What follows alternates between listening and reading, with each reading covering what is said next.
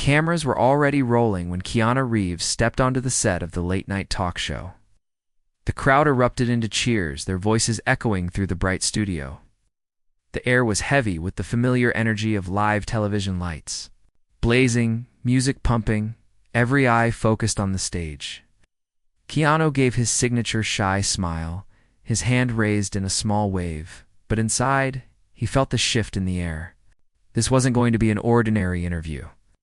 Stephen Colbert greeted him with a warm handshake, pulling him toward the desk.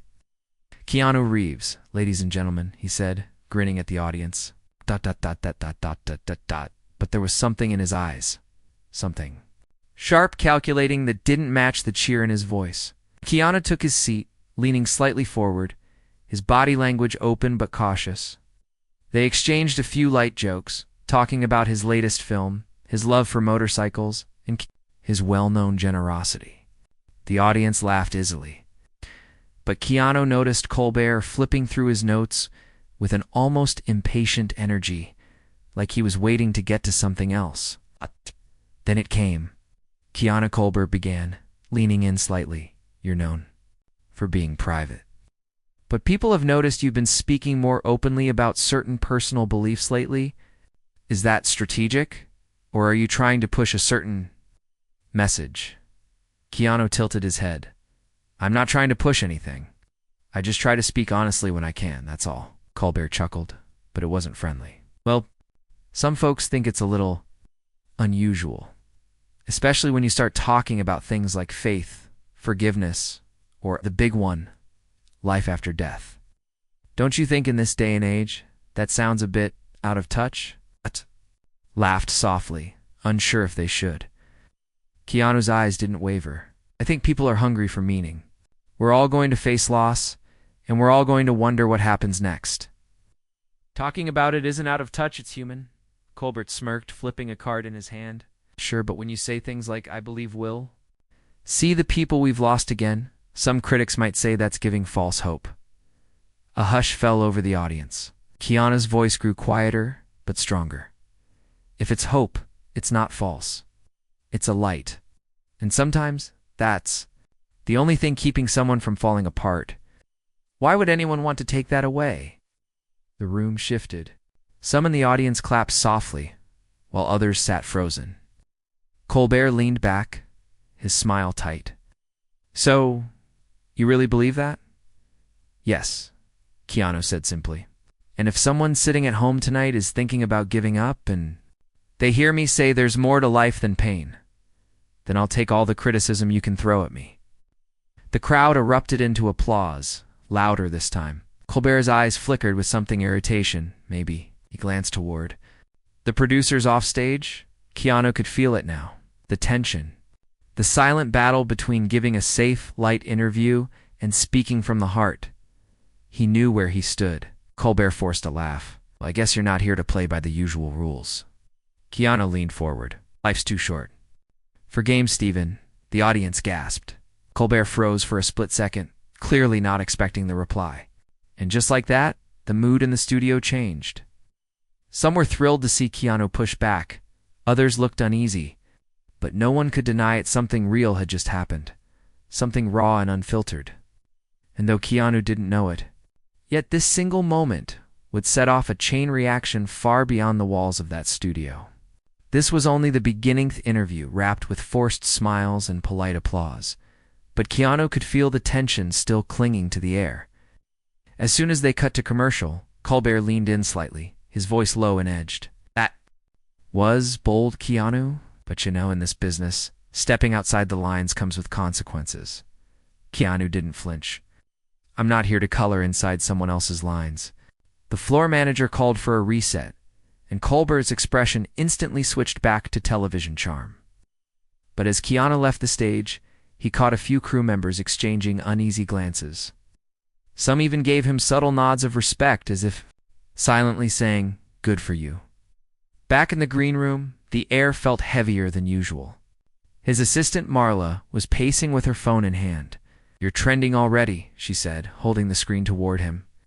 The clip of his exchange with Colbert was everywhere: Twitter, Instagram, even on the front page of several news sites. The hashtags ranged from hashtag Keanu keeps it real to hashtag KeanuReeves Colbert, and the comments were divided. Half the internet praised him for standing his ground, calling him a rare voice of sincerity in Hollywood. The other half accused him of being preachy, out of touch, or trying to push an agenda. You've got requests from 3 other talk shows, Marla continued, but one of them is already warning they'll keep it light. Translation they. Don't want you talking about? Well, anything real? Keanu sighed, rubbing the back of his neck. So they want the smiling puppet version? Exactly. That night, back in his hotel room, Keanu scrolled through the messages himself. Among the noise and criticism, one caught his eye. It was from a woman named Dana. Mr. Reeves, you don't know me, but I was watching tonight. My brother took his own life last year. When you said hope isn't false, that it's a light, I needed to hear that. Thank you. He read it twice, the words settling deep in his chest. This, he thought, was the point. Oh, this was why he had said what he said. But as the hours passed, the noise around the clip only grew louder. Morning talk shows debated his comments. Late-night hosts mocked him, and online headlines twisted his words into something they were never meant to be. By the 3rd day, a producer from Colbert's network called Marla directly. We've been getting pressure from upstairs, the voice said. There are people who think Keanu's comments were dangerous. It's starting to make waves in the wrong places. Tell him to tone it down, or the invitations will dry up. Marla relayed the message. Keanu's answer was simple. I'm not toning down truth. If that means fewer invitations, so be it. But the pushback didn't stop there. One evening, as Keanu left a small charity event, a man in a black coat approached him on the sidewalk. He didn't smile, didn't shake hands, simply said, there are people who want you quiet. For your own good, stop talking about things that can't be proved. Keanu met his gaze calmly. Some things don't need to be proved to be true. The man gave a faint smirk and walked away, disappearing into the crowd. Marla was shaken. That wasn't just a random critic. Keanu, that felt organized. He nodded slowly. No. And that means whatever I'm saying is hitting a nerve. He didn't know it yet, but this firestorm was about to spread beyond late-night TV, pulling him into a much larger fight over truth, influence, and the price of speaking from the heart. This was only the beginning. 3 days later, Keanu was invited to appear at a live charity gala in Los Angeles. It wasn't a TV show, but there would be cameras everywhere and reporters lining the red carpet. The event was meant to raise money for children in need, but Keanu knew it would also be a place where journalists tried to corner him with questions about the Colbert interview as he stepped out of the black SUV.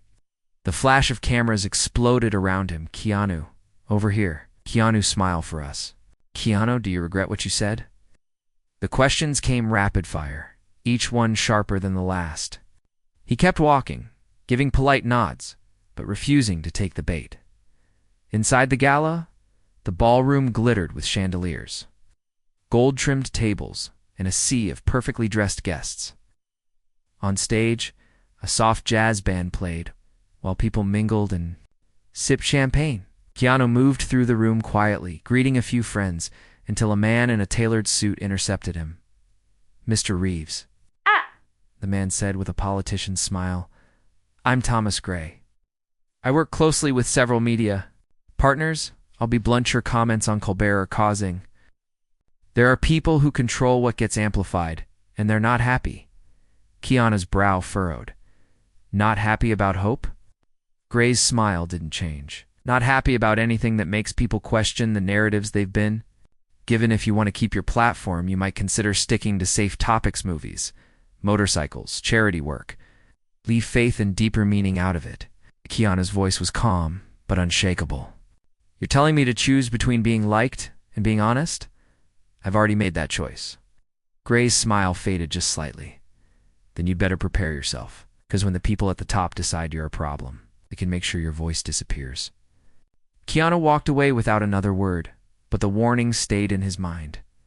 That night, he took the stage at the gala to speak about the charity.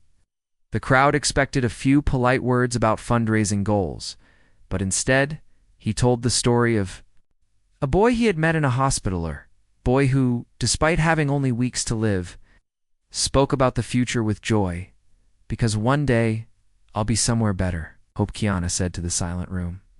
Isn't just for the comfortable, it's for the broken, the scared, the ones who don't know how they'll make it to tomorrow. And if telling people they're not alone makes me unpopular, then I'll live with that. When he stepped off stage, the applause was long and real. But in the corner of the room, Thomas Gray was speaking into his phone, his face dark. The next morning, headlines began to shift. Now, it wasn't just commentary on his interview. There were hit pieces about his career, his declining relevance. Even absurd rumors about his personal life. Marla stormed into his apartment with a stack of printouts. Keanu, they're trying to bury you. This is targeted. They're making you into a problem that needs to be erased. Set the papers aside. Let them try. I'm not here for their approval. But deep down, he knew the pressure was only going to get worse. And he hadn't yet realized that the next confrontation wouldn't come in a private meeting or a gossip. Colbert would happen live, on another stage, in front of millions. With no way to walk away quietly. This was only the beginning asterisk, too. Weeks later, Keanu was booked for a primetime interview on a major network. The invitation came suddenly, with the promise of discussing his charity work and upcoming film. Marla was suspicious. They hadn't mentioned Colbert once. She said either they really do want a clean interview, or they're setting you up. Keanu shrugged lightly. If they try, I'll handle it. The studio was enormous, with towering cameras, glistening lights, and a massive live audience. The host, a polished man named Bradley Stokes, greeted him with a broad smile and the practiced warmth of someone who had interviewed hundreds of celebrities. They began with the expected small talk stories from set, funny behind-the-scenes moments, fan encounters. The audience laughed easily. Then, without warning, Bradley's smile sharpened. Keanu, I think we have to address the elephant in the room. Your comments on Colbert's show and at the gala have stirred quite a storm. Some people say you've crossed into dangerous territory by mixing your personal beliefs with your public platform. What do you say to that? Keanu leaned back, unbothered. I'd say being honest about what matters isn't dangerous, it's necessary. The world doesn't need more silence on things that give people hope. Bradley tilted his head, his tone turning skeptical. But hope, as you describe it, isn't universal. You're talking about something that many would call faith-based, even religious. Do you think it's appropriate to speak about that to such a wide audience? The crowd shifted uneasily. Keanu glanced toward them, then back to Bradley. A person is hurting, and you have words that might help them stand back up. You don't keep quiet because you're afraid someone else might not like it. You speak. If that makes some people uncomfortable, maybe it's because they're hearing something they need to think about. Bradley pressed on. Some critics argue you're using your fame to push an agenda. Keanu's expression softened, almost saddened. My only agenda is kindness. My only goal is to remind people they're not alone. If that's controversial, then maybe our priorities are broken. A ripple of applause spread through the audience. Bradley, clearly irritated now, leaned forward. But you do understand that continuing this path could harm your career. Studios might think twice. Sponsors might step away. Keanu's voice was steady. Then they're not my kind of studios. They're not my kind of sponsors. I'm not for sale. The applause was louder this time, breaking into cheers. Bradley's jaw tightened as he moved to the next question. But the tension lingered in the air. After the show, Marla caught up to Keanu in the hallway. You know you just turned a small storm into a hurricane, right? He gave a faint smile. Good. Maybe it'll blow the fake out of the air so something real can breathe. But later that night, as they left the studio, 2 black SUVs pulled up alongside the curb. 3 men stepped out, suits, stone-faced, moving with the precision of people who were used to giving orders. One of them addressed Keanu directly. We've been told to make you understand. If you keep saying what you're saying, there'll be consequences you can't walk away from. Keanu met his gaze without flinching. I've been through worse than threats. The man smirked. Faintly. We'll see. They got back into their vehicles and drove away into the dark. Marla's hands were shaking. Keanu, this isn't just media pressure anymore. This is something else. He looked out into the night, his voice low. Yeah, and if they're going to come at me like that, then I'm going to stand twice as tall. He didn't know it yet, but their next move would be the boldest one yet, designed to silence him once and for all, broadcast it for the whole world to see. This was only the beginning. It happened faster than anyone expected. Just 4 days after the Bradley Stokes interview, Keanu's team got a last-minute invitation to appear on a high-profile late-night special, one that promised a relaxed, lighthearted conversation. To clear the air, the host was known for mixing comedy with sharp political commentary. Marla didn't even have to say it aloud. This had the scent of a trap. If it's a setup, she warned, they're going to try and corner you in front of millions, where walking away will look bad. Keanu didn't hesitate. Then I'll go. And if I have to walk, I'll walk. The studio was a sprawling sea of lights and shadows, buzzing with energy. The crowd roared when Keanu walked out, his calm presence instantly commanding the room. For the first few minutes, it was light banter, funny stories from film sets, anecdotes about his motorcycle collection, warm laughter from the audience. It was all smooth until the host leaned forward with a sly grin. Keanu, I think we all know why people have been talking about you lately, the host said. You've become, shall we say, a bit of a lightning rod. But you've got to admit, some of your comments about faith, about hope sound a little outdated, don't they? The audience chuckled uncertainly. Keanu's single quotes, a smile didn't falter. Hope doesn't have an expiration date, and kindness never goes out of style. The host kept pressing, his tone sharpening with each question. What about people who say you're just using your fame to preach? You should stick to acting and leave beliefs out of it. Keanu glanced toward the audience, then back to the host. I'm not preaching. I'm telling the truth as I see. If that makes someone uncomfortable, maybe it's because they're hearing something they haven't heard in a while. There was a murmur in the crowd, half supportive, half tense. The host seized on it. But you can't honestly expect everyone to buy into this idea of, what was it you said on Colbert? That we'll see the people we've lost again? You don't have proof. And that was the moment. The pivot point. The air in the studio shifted, the tension thick enough to feel. Keanu's voice dropped lower, more deliberate. I don't need proof to believe in something real. And if one person watching tonight is holding on by a thread and hearing that gives them a reason to keep living, then I've done my job here. And if that bothers anyone, he leaned forward slightly, then maybe I'm not the one with the problem. The crowd erupted into applause, but the host, clearly annoyed, tried to cut in. Okay, but surely you understand. Keanu held up a hand, his expression calm but unyielding. Stephen, I understand perfectly. You want me to play safe? You want me to give the easy answers?